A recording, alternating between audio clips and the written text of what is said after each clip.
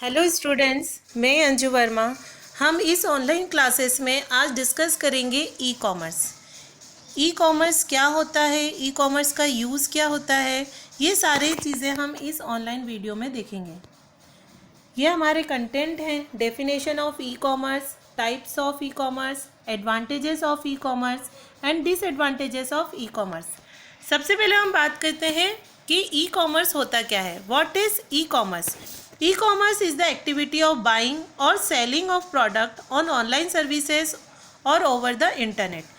मतलब किसी भी इलेक्ट्रॉनिक मीडियम, इलेक्ट्रॉनिक डिवाइस और इंटरनेट के माध्यम से हम सेलिंग या परचेसिंग कर रहे हैं, वो कहलाता है ई कॉमर्स। ई कॉमर्स का मतलब ये होता है कि किसी भी कॉमर्स को एक इलेक्ट्रॉनिक डिवाइस से या किसी भी एक इलेक्ट्रॉनिक या इंटरनेट चैनल के माध्यम से जोड़ देना, ताकि हम उसमें जो भी ट्रांजेक्शन कर सकें, इंफॉर्मेशन, डेटा का एक्सचेंज कर सकें। ये सारी प्रोसेस होती है हमारी ई कॉमर्स के अंदर। ई कॉमर्स एक पेपरलेस सुविधा हमको प्रोवाइड करता है। जैसे सबसे पहले ई कॉमर्स का यूज़ हमने इलेक्ट्रॉनिक डेटा एक्सचेंज करने के लिए किया था। जब हमारे सामने ई कॉमर्स आया था 1970 में, तो सबसे पहले ई कॉमर्स का यूज़ सिर्फ हम इलेक्ट्रॉनिक डेटा एक्सचेंज करने के लिए ही करते थे। यानी कि बड़े बड़े ऑर्गेनाइजेशन अगर डेटा का आदान प्रदान कर रहे हैं तो उसको उन्होंने बोला था ई कॉमर्स। लेकिन नाउ डेज ई कॉमर्स का यूज़ हम हर जगह कर रहे हैं। जैसे हमको मान लीजिए इलेक्ट्रॉनिक डेटा एक्सचेंज करना है तो हम ई कॉमर्स का यूज़ करेंगे ही। साथ ही हम इलेक्ट्रॉनिक मेल के लिए भी हम यूज़ कर रहे हैं, इलेक्ट्रॉनिक बुलेटिन बोर्ड के लिए यूज़ कर रहे हैं, इलेक्ट्रॉनिक फंड ट्रांसफ़र के लिए यूज़ कर रहे हैं, अदर नेटवर्क बेस्ड टेक्नोलॉजी में भी हम ई कॉमर्स का यूज़ कर रहे हैं। अब हम बात करते हैं types of e commerce. Types of e commerce में हमारे डिफरेंट टाइप्स होते हैं। जैसे कि आप देख रहे हैं business to business, business to consumer, consumer to consumer, consumer to business, business to government, government to business, government to citizen. ये सारे टाइप्स होते हैं ई कॉमर्स के। ई कॉमर्स में जैसे कि हमने समझा था कि एक इलेक्ट्रॉनिक मीडियम के माध्यम से हम इंफॉर्मेशन या हमारे डेटा का आदान प्रदान करना ही ई कॉमर्स कहलाता है। अभी आजकल जो भी हमारा चल रहा है, जैसे ऑनलाइन परचेसिंग में हम ऑनलाइन मनी ट्रांसफ़र कर रहे हैं, ऑनलाइन सेलिंग कर रहे हैं, हम ऑनलाइन परचेसिंग कर रहे हैं, या किसी भी प्रोडक्ट को बेचना होता है तब हम ऑनलाइन का यूज़ करते हैं, ख़रीदना होता है तो हम ऑनलाइन का यूज़ करते हैं। जैसे अभी भी जो ये चल रहा है कोरोना का, यहाँ पर भी हम ऑनलाइन ही ट्रांजेक्शन कर रहे हैं ताकि हम क्या कर सकें, बाहर या कैशलेस ट्रांजेक्शन को कम कर सकें। तो ये सारी चीज़ें हमारा यूज़ हो रहा है ई कॉमर्स के अंदर। अब जैसे टाइप्स ऑफ ई कॉमर्स की बात करते हैं तो सबसे पहले हमारा टाइप्स आता है business to business. Business to business model के अंदर जो हमारा ट्रांजैक्शन या जो हमारा कम्युनिकेशन होता है वो बिज़नेस टू बिज़नेस के अंदर होता है। ये हम समझ सकते हैं कि एक होलसेलर है और वो रिटेलर को अपना एक कुछ प्रोडक्ट देता है ताकि वो उसको बेच सके या वो कस्टमर को सेल कर सके। तो यहाँ पे जो भी ट्रांजैक्शन हो रहा है वो किसके बीच में हो रहा है? कस्टमर बिजनेस टू बिजनेस के बीच में। Business to business model sells its production to an intermediate buyers who then sells the product to final customer। मतलब कि एक इंटरमीडिएट बायर होता है बीच में जिसको वो प्रोडक्ट से बेचता है और वो बायर क्या करता है, फाइनल कस्टमर को प्रोडक्ट बेचता है। फिर हम बात करते हैं बिज़नेस टू कंज्यूमर की। अब बिज़नेस टू कंज्यूमर में डायरेक्टली ही बिज़नेस वाला जो रहता है, बिज़नेस डायरेक्ट कस्टमर को ही वो सेल करता है। यहाँ पर हम देख रहे हैं कस्टमर है, बिजनेस ऑर्गेनाइजेशन है और वेबसाइट है। यानी कि कस्टमर एक वेबसाइट के द्वारा डायरेक्ट उसी कंपनी से ही प्रोडक्ट को खरीदेगा। इसको हम बोलते हैं बिजनेस टू कंज्यूमर। अब हम यहाँ बात करते हैं कंज्यूमर टू कंज्यूमर। मतलब कि यहाँ पर कोई बिजनेस ऑर्गेनाइजेशन नहीं है, एक कस्टमर है जो कि वेबसाइट से खरीद रहा है और वो वेबसाइट पे कौन डाल रहा है? दूसरा कस्टमर डाल रहा है, और उन्हीं दोनों कस्टमर के बीच में ही रिसीविंग प्रोडक्ट्स और रिसीविंग मनी का काम हो रहा है। तो यहाँ पर जो हमारा बीच में ट्रांजेक्शन हो रहा है वो कस्टमर टू कस्टमर के बीच में ही हो रहा है। जैसे कि मैंने आपको दिया है कि रेसिडेंशियल प्रॉपर्टी हुआ, कार्स हुआ, मोटरसाइकिल हुआ, एक्सेट्रा, ये सब हम क्या कर रहे हैं, किसी वेबसाइट के द्वारा अगर हम खरीद रहे हैं तो वो वेबसाइट के द्वारा भी हम किसी कस्टमर से खरीद रहे हैं और कस्टमर को ही मिल रहा है। तो हम इसको बोलते हैं consumer to consumer process. Next process आती है हमारी consumer to business.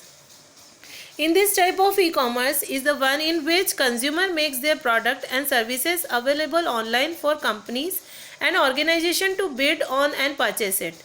It is a slightly less common model. मतलब कि यहाँ पर बहुत ही क्या तरीका होता है कि कस्टमर ने अपना कोई प्रोडक्ट बनाया और उसको ऑनलाइन कंपनी के लिए किसी वेबसाइट पर डाल दिया. अब जो वो कंपनी है वो उस पर बीड लगाएगी और उसको खरीदेगी. तो यहाँ पर जो प्रोसेस हो रही है वो होती है कंज्यूमर टू बिजनेस. दिख रहा है आपको, एक बिजनेस ऑर्गेनाइजेशन है, वेबसाइट पे डालती है, उस वेबसाइट से वो कस्टमर खरीदता है, कस्टमर ही उस प्रोडक्ट को रिसीव कर रहा है और रिसीव्स प्रोडक्ट भी कर रहा है और रिसीव्स मनी भी कर रहा है. तो यहाँ पर जो पूरी प्रोसेस चल रही है वो कहलाती है कंज्यूमर टू बिजनेस, मतलब कि कस्टमर के द्वारा वो बिजनेस कर रहा है. अब फिर हम बात करते हैं बिजनेस टू गवर्नमेंट की. बिजनेस टू गवर्नमेंट में हम बात करते हैं अगर, तो यहाँ पर बहुत सारी ऐसी वेबसाइट्स होती हैं जिसके द्वारा गवर्नमेंट एक बिज़नेस करती है. जैसे मैं आपको एक एग्जांपल इसमें बता के समझाती हूँ. यहाँ पर देखिए नीचे एक आपको पिक दिख रहा होगा. इस पिक में लिखा है बिजनेस ऑर्गेनाइजेशन है, उसने वेबसाइट बनाई है और गवर्नमेंट उसको क्या कर रहा है, हायर कर रहा है. जैसे मान लीजिए मैं आपको एक उदाहरण बताती हूँ. किसी लोकल सरकारी एजेंसी को अपने अधिकार क्षेत्र में सीसीटीवी कैमरास लगवाने हैं, तो वह इसके लिए कैमरा स्टोर से कैमरा खरीदेगा. उन्हें लगवाने का के लिए एक बिज़नेस को दे सकता है. यह सब कार्य इसी मॉडल में आते हैं. तो जैसे कि भारत में इसका सबसे अच्छा उदाहरण बाबा रामदेव है कि पतंजलि ब्रांड है जो अपने उत्पादन को भारतीय सेना को बेच रहा है, जिसे हम बोल सकते हैं बिजनेस टू गवर्नमेंट. फिर हम बात करते हैं गवर्नमेंट टू बिजनेस की. गवर्नमेंट टू बिजनेस में यह website to approach government use B2G model websites to approach business organisation. Such website supports action, tenders and application submission functionalities. मतलब गवर्नमेंट है, उसने वेबसाइट बनाई है और बिजनेस ऑर्गेनाइजेशन उसको ले रहा है. यहाँ पर बहुत सारी ऐसी सरकारी व्यवस्थाएं होती हैं, ई गवर्नमेंट्स होती हैं, जिसके द्वारा वो एक बिज़नेस करते हैं. जैसे अगर मान लीजिए मैं एक बात करती हूँ कि आपको कोई पैन कार्ड बनाना है या पासपोर्ट बनाना है, तो पासपोर्ट बनाने का काम कौन करेगा, गवर्नमेंट दे रहा है, उसको ऑथराइज़ कर रहा है. गवर्नमेंट ने अलग अलग अपनी एजेंसीज़ खोल दी है, वो एजेंसीज़ मिलकर क्या बना रही है, उसको बिज़नेस की तरह अडॉप्ट कर रही है. तो वहाँ पर हम इसका उदाहरण समझ सकते हैं. ये उदाहरण आता है हमारा गवर्नमेंट टू बिजनेस में. अब हम बात करते हैं गवर्नमेंट टू सिटीज़न की. गवर्नमेंट टू सिटीज़न में आता है कि government uses G2C model website to approach citizen in general. Such websites support action of vehicles, machinery and any other material. Such website also provide services like registration of birth, marriage and death certificate. ये सब क्या कर रहे हैं, government directly provide करता है citizen को. तो यहाँ पर हम जब बात करते हैं कि गवर्नमेंट के द्वारा डायरेक्ट सिटीजन को ही ये सारी चीज़ें मिल रही हैं, तो ये हमारा प्रोसेस कहलाता है गवर्नमेंट टू सिटीजन. अब जब हम एडवांटेजेस की बात करते हैं, तो एडवांटेजेस मतलब क्या, अगर मान लीजिए हमने इसको किसी इलेक्ट्रॉनिक या हमने इसको बात की है किसी इंटरनेट के माध्यम से जोड़ना, तो यहाँ पर जब हम जोड़ने की बात करते हैं तो हमारे पास में बहुत सारे एडवांटेजेस इसके सामने आते हैं कि ई कॉमर्स आया तब से हमें बहुत ज़्यादा फ़ायदे हो रहे हैं. सबसे पहले ग्लोबल रीच. ग्लोबल रीच का मतलब होता है कि आप दुनिया में कहीं पे भी अपना बिजनेस स्टार्ट कर सकते हैं. आपको ये ढूंढना नहीं होता है कि आप किस एरिया में बिजनेस स्टार्ट करेंगे, जबकि आप पूरे दुनिया में किसी को भी अपना कस्टमर बना सकते हैं इसके द्वारा. और कहीं से भी हम ग्लोबल रीच का मतलब होता है कि कहीं पे भी हम इंटरेक्शन कर सकते हैं, तो उसका मतलब होता है हमारा ग्लोबल रीच. देन आता है स्केलेबिलिटी. देन आता है राउंड द क्लॉक अवेलेबिलिटी. फिर आता है कॉस्ट इफेक्टिव होता है, liberty to work from anywhere, cheap rate होता है, इजी शॉपिंग होता है, फास्ट चेकआउट्स होता है, पर्सनल रिकमेंडेशन होता है.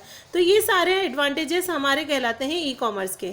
इसमें सारे एडवांटेजेस मैं आपको अगर वन बाय वन एक्सप्लेन करूं, तो स्केलेबिलिटी होता है कि हम कहीं से भी ई कॉमर्स के अंदर कहीं से भी इंफॉर्मेशन को अगर हम अडॉप्ट कर रहे हैं या कहीं से भी इंफॉर्मेशन हमको मिल रही है, तो वो इंफॉर्मेशन हमें घर बैठे ही मिल रही है, या हम जहाँ जिस प्लेस पे है वहाँ पर ही हमारे इंफॉर्मेशन मिल रही है. कॉस्ट इफ़ेक्टिव है, मतलब कि हमको जाना आना नहीं पड़ रहा है, तो हमारा कॉस्ट भी हमको कम लग रहा है, हम कहीं पे भी वर्क कर पा रहे हैं, एनीवेयर वर्क कर पा रहे हैं। मान लीजिए आप घर पे हैं तो घर पे वर्क कर सकते हैं, किसी भी जगह पर है तो आप इजीली उस पर वर्क कर सकते हैं। जैसे मान लीजिए आपको कोई SBI या किसी बैंक का ट्रांजेक्शन करना है तो या बिल का पेमेंट करना है तो आप किसी भी जगह पर वो काम कर सकते हैं। चीप रेट होता है, आपको आना जाना बचता है, तो आप इजीली घर बैठे ही वो सारी चीज़ें कर पा रहे हैं। इजी शॉपिंग है कि आपको बाज़ार नहीं जाना पड़ता और आप घर बैठे ही सेलिंग परचेसिंग का काम कर पा रहे हैं। फास्ट चेकआउट होता है इसके अंदर, और पर्सनल रिकमेंडेशन की आप जो भी इंफॉर्मेशन चाहते हैं वो सारी इंफॉर्मेशन आपको कहीं पे भी किसी भी जगह पर मिल सकती है। डिसएडवांटेजेस इसके जहाँ पर फ़ायदे होते हैं वहीं नुकसान भी होते हैं। जैसे मान लीजिए अगर हमने फ़ायदे देखे हैं कि हमें बहुत सारी सुविधाएं, बहुत सारी फैसिलिटी हमको प्रोवाइड करता है, लेकिन उसके साथ साथ हमें इसके बहुत सारे डिसएडवांटेजेस भी दिखाई देते हैं। जैसे पहला डिसएडवांटेज होता है कि इसमें हम कोई भी प्रोडक्ट को टच या देख नहीं सकते। मतलब कि अगर मान लीजिए हमको कोई क्लॉथ ही ख़रीदना है या कोई मोबाइल ही ख़रीदना है तो हम सिर्फ उसका पिक देख के ही उसको परचेज़ कर रहे हैं। हम उसको हाथ में लेके देखना या हम उसको अपने आँखों से देखना, कई बार ऐसा होता है कि जो कपड़ा हम पसंद करते हैं या जो मॉडल हम पसंद करते हैं मोबाइल का, जब वो घर आता है तो उसका मॉडल का कलर अलग ही होता है, अलग ही मिलता है, या वो कपड़ा अलग ही मिलता है। तो यहाँ पर ये इसका एक डिसएडवांटेज है। दूसरा, नो सेल्फ सेटिस्फेक्शन नहीं होता है इसके अंदर। कोई भी टेक्निकल नॉलेज की आवश्यकता होती है इसके अंदर, तो ज़रूरी नहीं है कि वो नॉलेज हमें हो। इनसिक्योरिटी रहती है कि कहीं पे भी इसमें फॉल्ट हो सकता है, कहीं पे भी हमारा डेटा चोरी हो सकता है।